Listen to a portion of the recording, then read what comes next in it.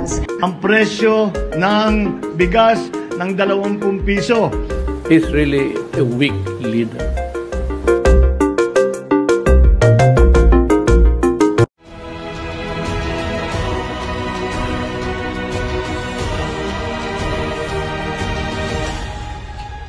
Assalamualaikum warahmatullahi wabarakatuh. Madayaw ug maayong adlaw kaninyong tanan. Magandang araw sa inyong lahat. Aking ipinapaabot ang aking taus-pusong pagbati sa bawat Pilipino ngayong Pasko. Sa ating pagsariwa sa diwa ng Pasko, tayong lahat ay tinatawag upang maging mapagpatawad, bukas palad, at mapagmahal sa ating kapwa. Ang kapanganakan ni Jesus ay isang mensahe ng kapatawaran na sumasailalim sa walang kapantay na pag-ibig ng Diyos sa lahat. Gamitin natin ang kanyang halimbawa bilang inspirasyon sa ating pakikipagkapwa, lalo't higit sa ating pamilya at mga minamahal sa buhay. Higit sa mga material na bagay na ating matatanggap ngayong Pasko, tayo ay inaanyayahang magbigay ng pag-unawa, respeto at pagmamahal sa bawat isa, lalo na sa mga mahihirap at may karamdaman. Ito ang tunay na diwa ng panahong ito. At ito ay isang paalala sa ating lahat, hindi lamang ngayong buwan ng Disyembre, kundi sa lahat ng araw. Muli, ipinapaabot ko ang aking mainit na pagbati sa bawat Pilipino saan mang panig ng mundo. Malipayong Pasko ug mabungahong bagong tuig kaninyong tanan.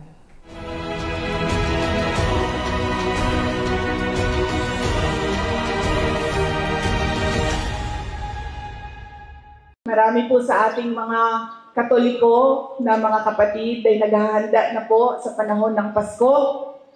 Ang Pasko po ay panahon ng pagpapatawad, pagmamahalan at pagbibigay. Forgiving, giving, and loving. Lagi ko pong sinasabi na depende po yan sa tao. Pero dahil ako ay Vice President, kailangan ko sabihin sa inyo na yan po ang mensahe at diwa ng Pasko. Pero po ako, hindi po talaga ako magpapatawad.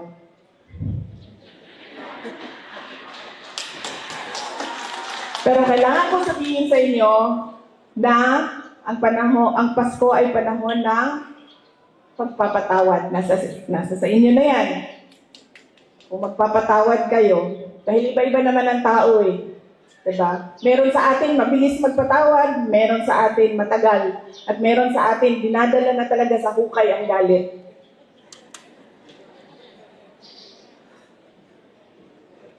Pagbibigay at pagmamahal. Hindi po kailangan na magara o expensive o lavish ang ating celebration ng Pasko. Dahil po, ang mahalaga po sa Pasko ay hindi po yung kamahal-mahal na lechon. 15,000, 18,000 na lechon, bandehadong daming pansit. Bumabaha ang kanin. Dahil po, aanihin po natin ang masarap na lechon. Kung yun namang kumakain sa harap natin ay masama ang loob nila sa atin. Di po ba? Aanihin natin yung kasarap na pansit na luto natin kung galit sa atin yung kumakain ng pansit. Galit sa atin dahil meron tayong nasabi, meron tayong nagawa. Nagtatampo sa atin dahil merong mali tayo. Kaya po, ang mas importante ay simple ang selebrasyon pero masaya ang lahat ng tao sa loob ng bahay na nagsiselebrate ng Pasko.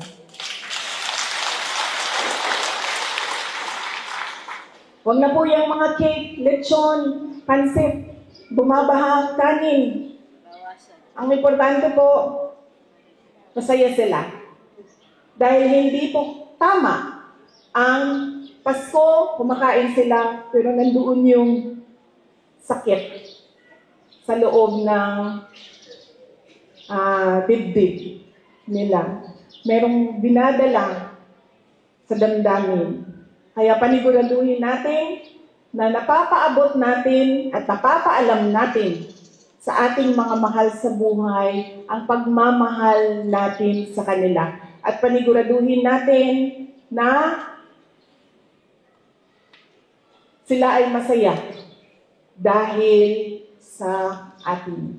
Yan po ang mensahe ko sa inyo ngayong Pasko. Ang pagpapatawad po mahalaga sa mga senior citizens dahil po marami po tayong tampo sa ating mga anak, sa ating mga kapatid. Marami pong daladalang hugot tayo. Kaya napakahalaga din po na pag-isipan natin yan ngayong panahon ng Kapaskuhan. Yan po ang forgiving, giving, and loving. Sana po ay masaya ang inyong Pasko at masagana ang inyong darating na 2025.